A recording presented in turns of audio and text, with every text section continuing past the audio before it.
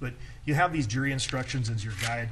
I think it's important for you to follow the judge's instructions to the letter, right? The words and the definitions that the judge gives you, they mean what the judge says they mean.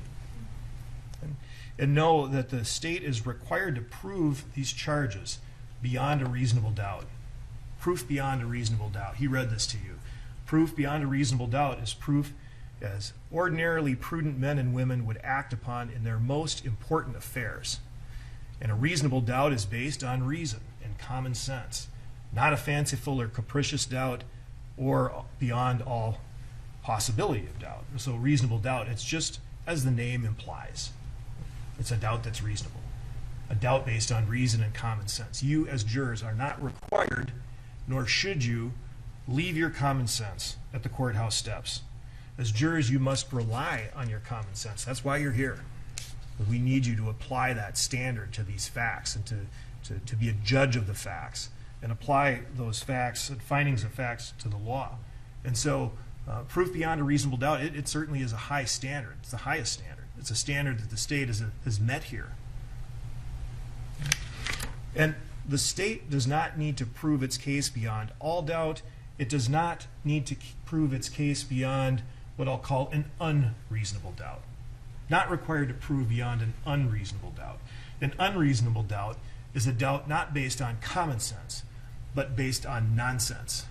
And you're not required to accept nonsense. You're not required to accept the notion that after the defendant kneeling on Mr. Floyd for 9 minutes and 29 seconds in the dangerous prone position, handcuffed, restrained, pressing down on him, that after that, as he was writhing in pain and suffering, that's not even a use of force. There's no force there because it's not likely to produce pain. A witness testified to that.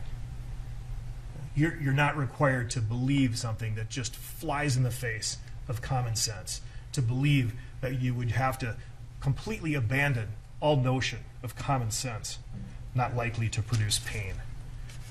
You don't have to accept someone who says that. You'd be better off asking the 9-year-old. You're not required to accept the proposition that the car did it, that the car killed George Floyd. You're not required to accept that or to consider that it is the bystander's fault for distracting the defendant. You're not required to believe this amazing coincidence that after this 9-minute and 29-second prone restraint, that at that point in time, even though he was walking and talking, even though he was breathing, interacting with people, that he chose that moment to die of heart disease? To die of heart disease? Is that common sense or is that nonsense? Or that it was a drug overdose? You know that George Floyd struggled with drug addiction and drug use. You know that. You know he had developed that requires a tolerance. You know what the toxicology report says in terms of the levels, and you know what the testimony was about that. You die of a drug overdose. It's not common sense. That's nonsense. Believe your eyes. What you saw happened. It happened. The defendant pressed down on George Floyd, so his lungs did not have the room to breathe. Dr. Chauvin told you that. Dr. Smock, Dr. Rich, the experts who testified, you can rely on them. Dr. Smock, Dr. Rich, Dr. Eisenschmidt. They said like that commercial, right? They know a thing or two because they've seen a thing or two. They know a thing or two. Dr. Tobin knows a thing or two about how this works. So looking at the charges, and this is a little bit of a different layout than you see in your printed jury instructions, and they're not intended to replicate the instructions completely, but it's meant to be sort of a guide for you to look at the different elements in a particular context. And so the the charge of murder in the second degree, murder in the third degree, manslaughter in the second degree, the judge read you, what the law says those things are. And the law breaks down these different charges into things called elements. First element, second element, third element, fourth element. And each of these has to be proved beyond a reasonable doubt by the state in order for the defendant to be guilty of those charges. Those are the elements that are required. Those are the only elements that are required. Again, like other preconceived notions, you may have some ideas, from watching TV about other cases and shows and things. You might have some other ideas as to what the law requires. But again, just like it's how it's lunchtime in court. The judge tells you it's lunchtime.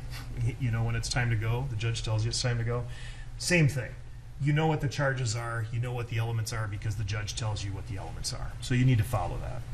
Okay? So talking about murder in the second degree, first, the death of George Floyd must be proved. Right? And then it must be proved that the defendant caused the death of George Floyd. And the fact that other causes may have contributed to George Floyd's death does not relieve the defendant of any criminal liability. It just does not.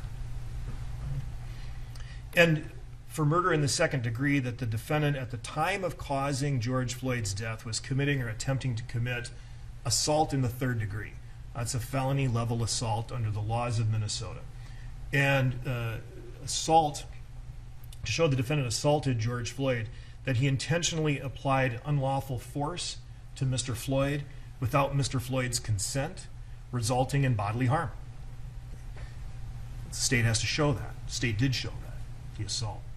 And that the defendant inflicted substantial bodily harm on George Floyd. And that this act took place on or about May 25, 2020 in Hennepin County.